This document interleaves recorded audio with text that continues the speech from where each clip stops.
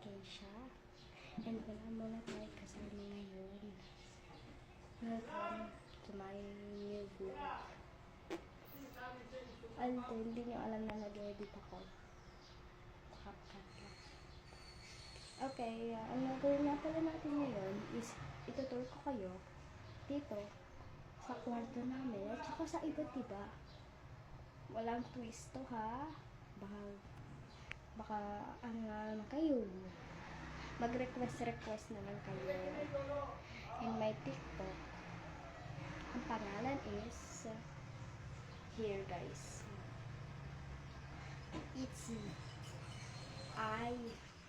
ITXZME. Basta ito na lang sabihin niya. It's me, Keisha. And then, ayun lang. So, let's get started. Okay, start muna tayo dito sa my living room. Ay, hindi pala. Dito pala sa kwarto ng mga naman tayo. And yes, here is my bed. Basta higaan. At saka ito rin yung crib. Okay, tapos naman tayo dito. Doon naman tayo sa may kabila. Okay. Okay, andito naman tayo sa may kabila. So, this is the walker na ginagamit ni Kara. And this is the cabinet.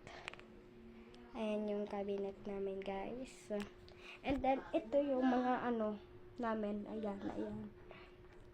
Basta, mga damitan na lang namin. At saka, ito yung table. At saka, ito rin ang bag ko. Marami din ako mga bag dyan.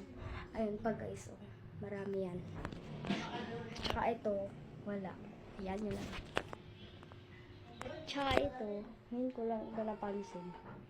lang napansin to guys ha. Okay, so, sa iba naman doon naman tayo sa may labas. Okay, bye! At ayun lang, abangan nyo na lang ang mga ibang vlog ko na dun sa mga ibang, abangan nyo na lang dahil magpa-part 2 pa tayo. Okay, so, okay muna guys. Bye!